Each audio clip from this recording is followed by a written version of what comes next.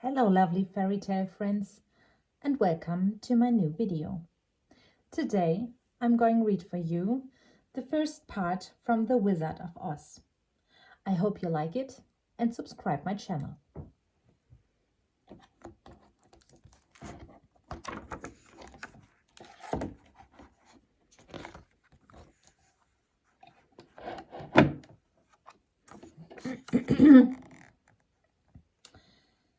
The Cyclone.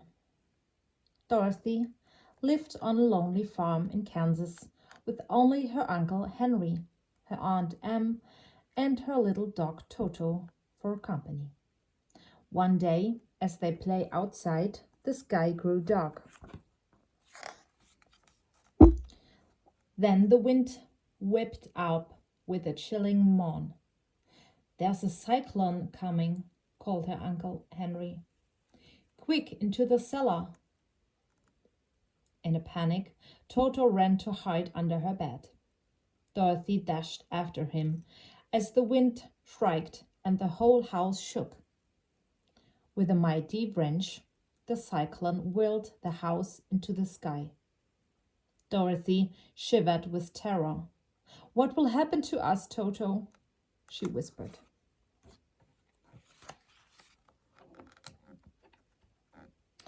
The house sailed through the sky for hours. Suddenly, with a sickening jolt, they landed. "Welcome to Oz," cried a man in a pointed hat. "And thank you.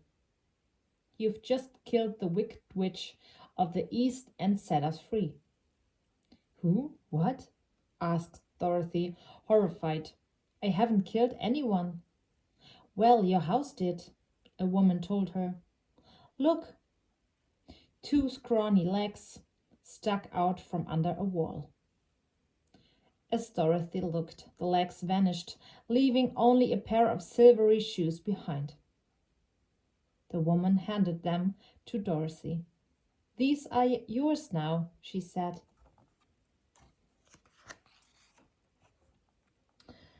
Dorothy took the shoes in a daze. "Do you know the way to Kansas?" she asked. "I have to go home." The strangers shook their heads. "Maybe the great wizard can help," suggested the woman. "He lives in Emerald City at the end of the yellow brick road." A Scarecrow, a Tin Man, and a Lion. Dorothy packed some food and set out for the city at once. She walked briskly along the yellow road, her silver shoes tinkling on the bricks.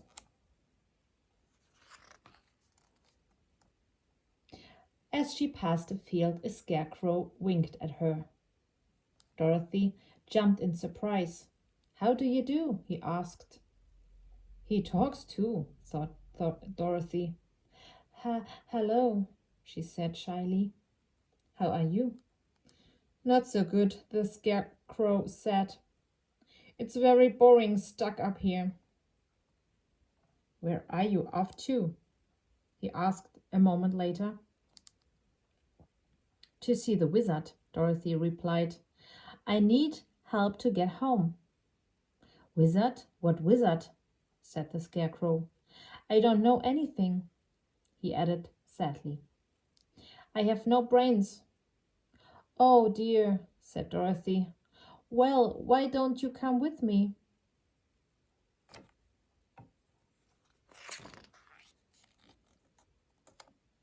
So they went on together. The land grew wilder until by evening they were walking through a thick forest. That night they sheltered in a log cabin. Dorothy woke to her strange groans. A man made of tin was standing, as still as a statue, by a pile of logs. "Are you all right?" she asked. "No," the Tin Man grunted. "I can't move. I was caught in the rain and I've rusted." Dorothy spotted an oil can and swiftly oiled the Tin Man's joints. "Thank you," he sighed. I might have stood there forever. What brings you here?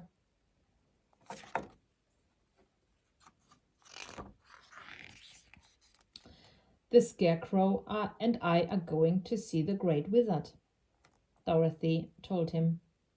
I want to go home and the Scarecrow wants a brain. The Tin Man thought for a second. Do you think the wizard could give me a heart?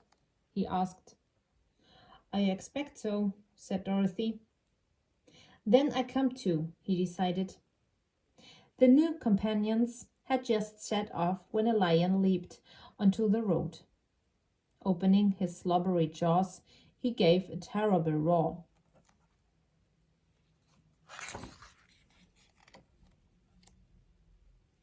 As the lion towered over Toto, Dorothy smacked him on the nose. Stop it, she cried. You must be a coward to pick on a little dog.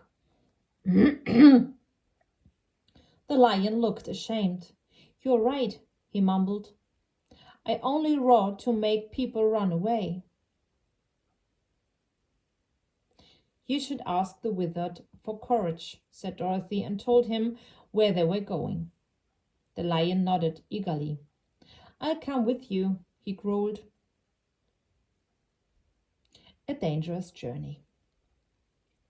The companions strolled on to the edge of the forest, where a deep ditch barred their way. We're stuck, sighed the lion.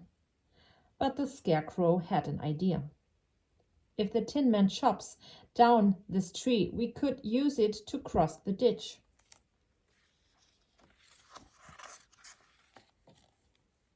The tree made a perfect bridge. They were almost across when they heard fierce growls from behind. A tiger monster, whimpered the lion. We're all doomed. Quick, Tin Man, ordered the Scarecrow, chop away the tree. The tree bridge fell with a crash, and the monster plummeted into the ditch. Dorothy and her friends hurried on. Soon they arrived at a broad river. We need a raft, declared the Scarecrow, and the Tin Man set to work once again.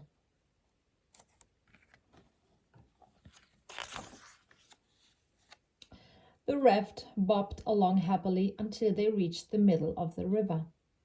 Here the current was so strong it swept them away.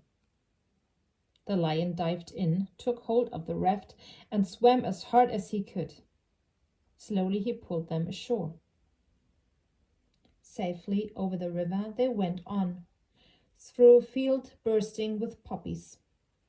A spicy scent filled the air, and Dorothy felt drowsy. She sank into the flowers and wouldn't wake. It's the poppies, yawned the lion. They've sent her to sleep.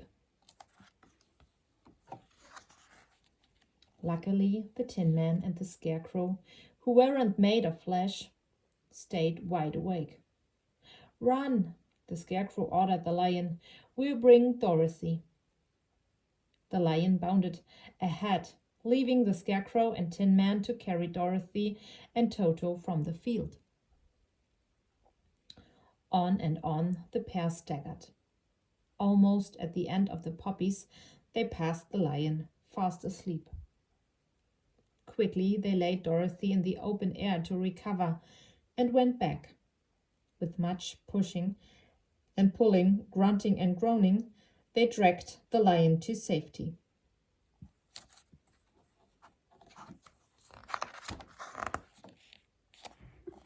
Emerald City.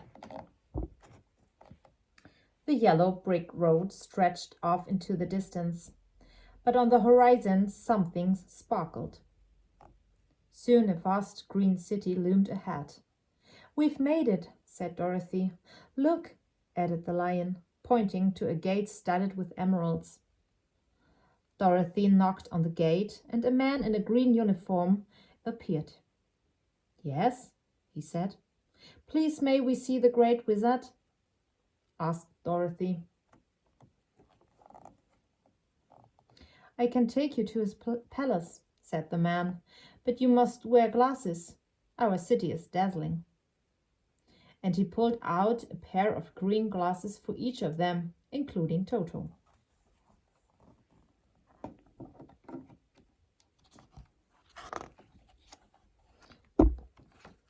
Inside the city was an incredible sight. The streets and houses were built of shining green marble, and all the people wore green. The shops sold green popcorn, green hats, and green shoes. Everything was green, even the sky. The gatekeeper led them to a grand palace. "We'd like to see the wizard," Dorothy told the soldier on guard. "Enter one at a time," he barked. "You first."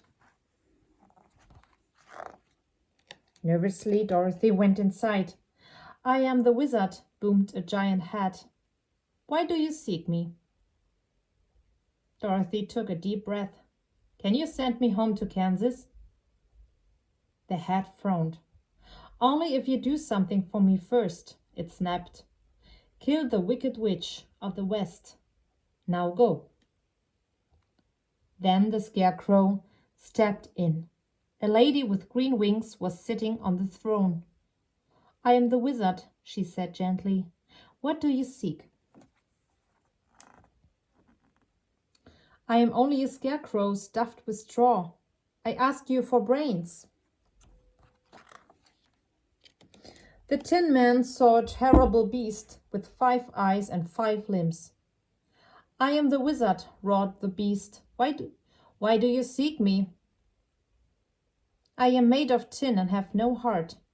Please give me a heart so I can laugh and be happy," he begged.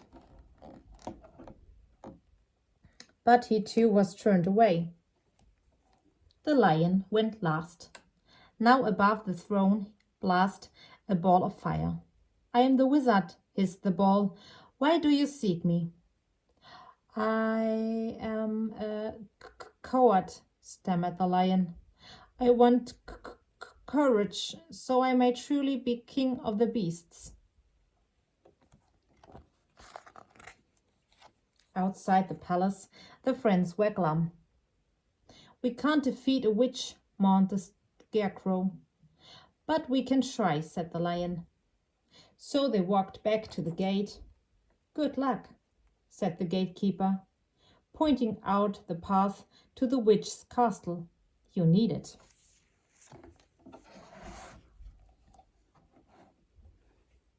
If you like the video, I hope you subscribe my channel. See you next time.